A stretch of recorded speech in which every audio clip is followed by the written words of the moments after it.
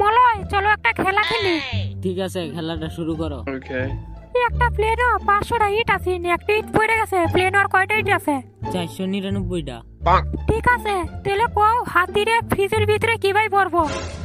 এত বড় হাতিটা ফ্রিজের ভিতরে কিভাবে যায়? এইটা তো একবারেই সহজ। প্রথমে ফ্রিজের দরজা খুললাম, হাতিরে ভিতরে ঢুকে আর দরজা বন্ধ করে দিলাম। তাহলে আরেকটা কও ফ্রিজের ভিতরে জিরাফরে কিভাবে ভরাম? এটা তো খুবই সহজ। দরজা খুললাম, জিরাফরে ঢুকাম, দরজা বন্ধ। না, এটা হইছে না। তাহলে কি ভাই? প্রথমে দরজা খুললাম, হাতি বাইর করাম, জিরাফরে ঢুকাইয়া পরে আবার দরজা বন্ধ করে দিলাম। জঙ্গল সিংহ জন্মদিন, সব পশুই গেছে, খালি একটা পশুই গেছে না। এটা কেডা? সিংহ নিজেই বিল্লা গেছে, হ্যাঁ আজকে জন্মদিন। আরে না, ফ্রিজের ভিতরে যে জিরাফটা আছে, জিরাফ আইছে না। নদী গতি কুমির, ঋষিদার নদীর হেই পারে গেছে আরামে। কি ভাই?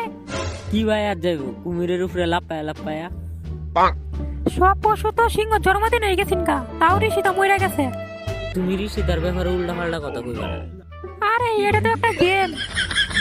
আচ্ছা ঠিক আছে, কি ভাই মরছে কও। প্লেনের থেকে যে একটা ইট বসছেন, এটা ঋষিদার মাথার উপরে বসছেন।